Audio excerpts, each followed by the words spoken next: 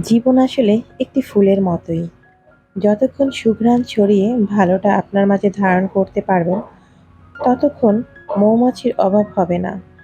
তাই রাগ, কষ্ট, স্ট্রেস, আবেগী হওয়াটা আপনার সৌন্দর্যতাকে নষ্ট করে ফেলে। মরে যাওয়া ফুল তো আপনি নিজেও স্পর্শ করেন না। তাহলে আপনি অন্যের কারণে কষ্টে থেকে সেই মানুষটার টান কিভাবে আশা করবেন? সবাই জীবনে কখনো না কখনো ভুল করে। কিন্তু সবসময় ভুল করেই যাওয়া আর ভুলকে মেনটেন করা কখনো ভালো নয়। ভুলকে ঠিক করে নেওয়া উচিত। আপনি কি জানেন ভুল আমাদের জীবনে সবথেকে বড় বিদ্যাপাঠ? ভাবছেন কিভাবে? যদি আপনি ভুলই না করেন, তাহলে আপনি শিখবেন কিভাবে কোনটা ভুল কোনটা ঠিক? আজকে হয়তো ভুল করেছেন বলে সঠিক কোনটা সেটা কিন্তু আপনি জানতে পারছেন। তবে হ্যাঁ, ভুলটা কিন্তু সাময়িক। আর এটা কিন্তু বেশি সময় আঁকড়ে ধরে রাখবেন না। ভুল থেকে অবশ্যই বেরিয়ে আসতে হবে।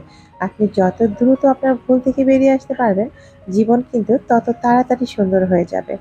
যদি আপনি ভুলকে আঁকড়ে ধরে রাখেন, তাহলে কিন্তু আপনার জীবনটাই শেষ হয়ে যাবে। ভুল এমন এক জিনিস যেটা আপনাকে জীবন সুন্দর করে সাজিয়ে দেওয়ার জন্য শিক্ষাও দেয়, আবার জীবনটা নষ্ট করে দেওয়ার জন্য যথেষ্ট। আশা করছি ভুল থেকে আমরা শুধু শিক্ষা নেব, ভুলটাকে আঁকড়ে ধরে বাঁচবো না। সুপ্রিয় দর্শক, আসসালামু আলাইকুম। আমি লাকি, ঢাকা থেকে বলছি। লাকি স্পিনি ওয়ার্ল্ডের পক্ষ থেকে আপনাদের সবাইকে শুভেচ্ছা জানাচ্ছি। কাছে কিংবা দূরে, দেশ এবং দেশের বাইরে যে যেখান থেকে আমার আজকের ভিডিও দেখছেন কিংবা দেখছেন না, আশা করছি আল্লাহ পাখির অশেষ রহমতে আপনারা সবাই খুব ভালো আছেন। আমিও আলহামদুলিল্লাহ আল্লাহ পাখির অশেষ রহমতে বেশ ভালোই আছি। চলে এলাম আজকে নতুন আরেকটি ভিডিও নিয়ে। শুরুতেই দেখলেন আমি আমার বেলকনি থেকে একটু ঘুরে আসলাম। বেলকনিতে কিন্তু বেশ কিছু মরিচ ধরেছে। গাছগুলো কিন্তু খুব বেশি দিন হয়নি যে আমি লাগিয়েছি। তো মাশাআল্লাহ অনেক ভালো মরিচ ধরেছে। সেখান থেকে কয়েকটি মরিচ তুলেও নিয়েছি। আর ওই ধরনের মরিচগুলো খেতে কিন্তু ভীষণ ভালো লাগে। গরম ভাতের সাথে কাঁচা ঝাল খেতে কিন্তু আমার ভীষণ ভালো লাগে। আর এই মরিচটা কিন্তু খেতে ভীষণ মজার। সেখান থেকে কয়েকটি মরিচ তুলে নিলাম। মরিচগুলো বেশিরভাগই পাখিতে খেয়ে ফেলে, যেহেতু বেলকনিতে রয়েছে, তাই পাখিগুলোতে বেশি খেয়ে ফেলে। এই যে দেখতে পাচ্ছেন আমার পাখি সদস্যদের মধ্যে নতুন দুজন অতিথি আবার যোগ হয়েছে। এই পাখিগুলো কিন্তু আমার ভীষণ পছন্দ হয়েছিল। তাই ওই দিন হাটে যাওয়ার পরে মানে পাখি মেলায় গেলাম, সেখান থেকে নিয়ে আসলাম। দেখতে কিন্তু দারুণ হয়েছে। জানি না আপনাদের কাছে কেমন লাগলো। তো ভাবলাম আপনাদের সাথে একটু শেয়ার করে দেই। যারা আমার পাখিগুলোকে ভীষণ ভালোবাসেন, তাদের জন্যই আসলে আমার এই পাখিগুলো শেয়ার করা।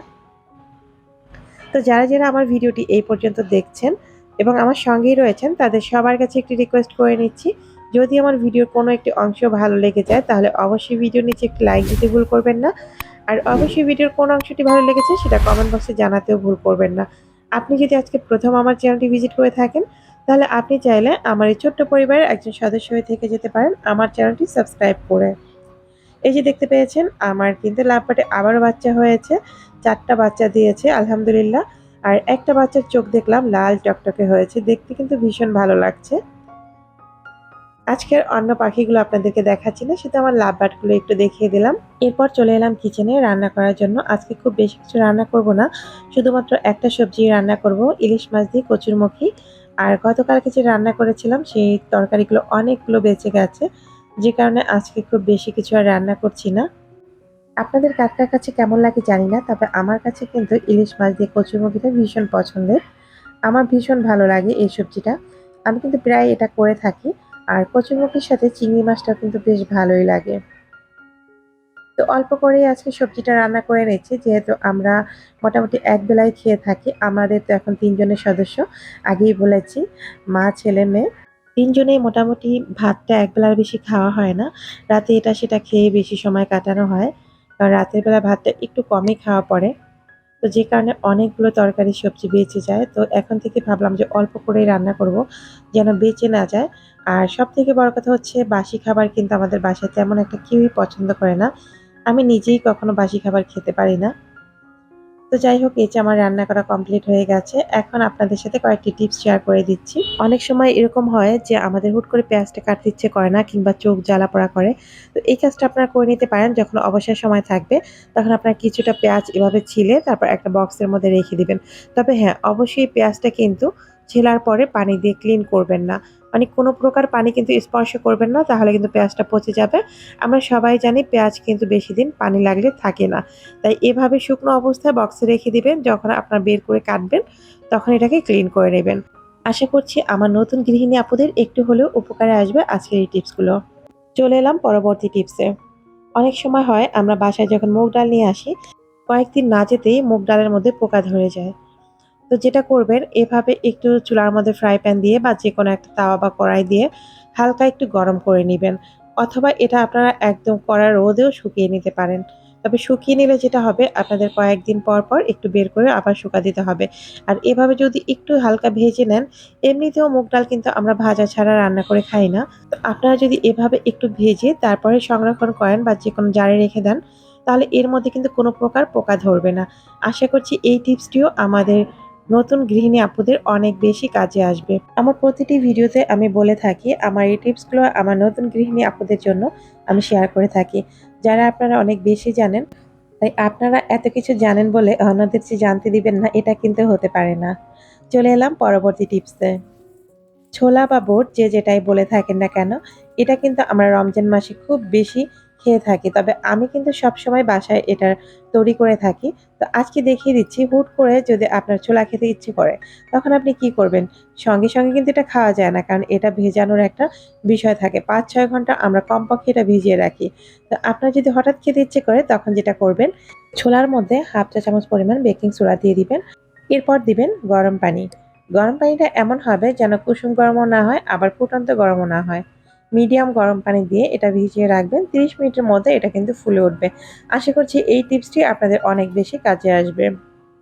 বলে দিচ্ছি গত পর্বের ধাঁধার সঠিক উত্তর। গত পর্বের ধাঁধাটি ছিল, কোন বলের কোনো আকার হয় না? আপনারা কেউই সঠিক উত্তরটি দিতে পারেননি। ধাঁধার সঠিক উত্তর ছিল মনোবল। চলে যাচ্ছি পরবর্তী টিপসে। যারা ওয়াশিং মেশিন ব্যবহার করে থাকেন, আজকের এই টিপসটি তাদের জন্য। ওয়াশিং মেশিন আমরা তো সবসময় ব্যবহার করে থাকি। ক্লিন কিন্তু সবসময় করি না। কিন্তু ওয়াশিং মেশিনও কিন্তু ঠিকঠাকভাবে ক্লিন করতে হয়। ওয়াশিং মেশিনের ভিতরে সবসময় স্যাঁতসেঁতে একটা ভিজে ভাব থাকে আর গন্ধ থাকে। এই কারণে ওয়াশিং মেশিনটা আপনারা ব্যবহার করার পরে চেষ্টা করবেন এটার মুখটা, মানে ঢাকনাটা অন্তত ৩০ মিনিট থেকে ১ ঘন্টা খুলে রাখার জন্য, মানে ফাঁকা রাখার জন্য। আর এটা যেভাবে ক্লিন করবেন, ওয়াশিং মেশিনটা ক্লিন করার জন্য এখানে আমি ১ চা চামচ পরিমাণ সাবান গুঁড়ো দিয়ে দিয়েছি। এরপর দিয়ে দিচ্ছি বেকিং সোডা ১ চা চামচ পরিমাণ। সেই সঙ্গে হোয়াইট ভিনেগার দিয়েছি ১ টেবিল চামচ পরিমাণ। এরপর আমি এটাকে অন করে দিলাম। এখন এটা যেভাবে ধোবো, আমরা সবাই জানি মোটামুটি যারা ওয়াশিং মেশিন ব্যবহার করি, ওয়াশিং মেশিন ক্লিন করার জন্য টাপ ক্লিন নামে একটি অপশন রয়েছে। সেখানে আমি এটাকে সেট করে দিয়েছি। ম্যানুয়ালটা সেখানে সেট করে দিয়ে আমি অন করে দিয়েছি। আশা করছি এই টিপসটি আপনাদের অনেক বেশি কাজে আসবে। চলে এলাম পরবর্তী টিপস এবং আজকের ভিডিওর মূল টিপসে। আলু আমাদের বাঙালিদের অত্যন্ত জনপ্রিয় একটি খাবার। সবকিছুর সাথে আমরা কিন্তু আলুকে একদম মানিয়ে গুছিয়ে নেই। আলু ভর্তাটা অনেকেই অনেক বেশি পছন্দ করেন। আর সেটা যদি আরও সুস্বাদু হয় তাহলে কেমন হয়? আলু কিন্তু আমরা পানি দিয়ে সাধারণত সিদ্ধ করে থাকি। কিন্তু আলুটা পানি দিয়ে সিদ্ধ করার পর দেখবেন এর ভিতরে একটা পানি প্রবেশ করে আর আলুর টেস্টটা কিন্তু নষ্ট হয়ে যায়। কেমন একটা প্যাচপ্যাচে ভাব হয়ে যায়। তো আজকে আপনাদের দেখিয়ে দিব কিভাবে পানি ছাড়া আপনারা আলু সিদ্ধ করতে পারেন। এই যে দেখতে পাচ্ছেন, আমি এখানে একটি রুমাল নিয়েছি। আর রুমালটাকে ভালো করে ভিজিয়ে নিয়েছি। রুমাল বললে ভুল হবে, এটা একটা ছোট তাওয়ালের মতো। আর এরপর ভালো করে এটা ভিজিয়ে নিয়ে আমি সমস্ত পানিগুলো নিগড়ে নিয়েছি। এখন এর মধ্যে আমি আগে থেকে ছিলে রাখা আলুগুলোকে দিয়ে দিচ্ছি। আপনি আপনার প্রয়োজন অনুযায়ী যতগুলো আলু সিদ্ধ করতে চান এভাবে দিয়ে নিতে পারেন। কোনো সমস্যা নেই। এরপর আমি অন্য সাইড থেকে তাওয়ালটা উঠিয়ে এভাবে ঢেকে দিচ্ছি। এরপর যেটা করতে হবে, আমি এটাকে হাঁড়ির মধ্যে বসিয়ে দিব। আপনারা এটা প্রেসার কুকারেও দিতে পারেন। কোনো সমস্যা নেই। আমি আজকে এটা এমনি নরমাল ফ্রাই প্যানে সেদ্ধ করে আপনাদেরকে দেখিয়ে দিচ্ছি।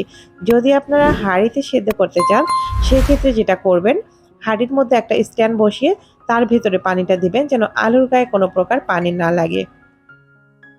এই যে দেখতে পাচ্ছেন আমি ফ্রাই প্যানের মধ্যে কিভাবে বসিয়ে দিচ্ছি। ঠিক এভাবেই আমি এখন চুলায় হিট করে নেব। আর ফ্রাই প্যানের মধ্যে যেহেতু ঢাকনা একটা ছিদ্র রয়েছে, সেই ছিদ্রটা আমি বন্ধ করে দেব।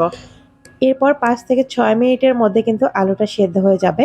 আমি এটা মিডিয়াম আঁচে চুলাটাকে অন করে দিয়েছি। এত সহজভাবে যে আলু সিদ্ধ করা যায় অনেকেরই হয়তোবা অজানা। ফিরে এলাম ৫ মিনিট পরে। দেখিয়ে দিচ্ছে আমার আলুটা কতটা সেদ্ধ হয়ে গেছে। আর এভাবে যদি আলু সিদ্ধ করে নেন, এই আলুটা খেতে কিন্তু অসম্ভব মজার হয়। এটা দিয়ে ভর্তা তৈরি করলে আপনি দেখবেন ভর্তার টেস্টটাও অনেক গুণে বেড়ে যাবে। কারণ এই আলুর মধ্যে কোনো প্রকার পানি নেই। আশা করছি এই টিপসটি আপনাদের অনেক বেশি কাজে আসবে। বলে দিচ্ছি আজকের পর্বের ধাঁধা। এমন একটা ফুলের নাম বলুন যার নামের শেষে মানুষের শরীরের একটা অঙ্গ থাকবে। আশা করছি আমার বুদ্ধিমান ভিউয়ার্সরা খুব দ্রুতই কমেন্ট বক্সে সঠিক উত্তরটি জানিয়ে দেবেন। আজ তাহলে এখানে বিদায় নিচ্ছি। সবাই ভালো থাকবেন, সুস্থ থাকবেন। আল্লাহ হাফিজ। আসসালামু আলাইকুম।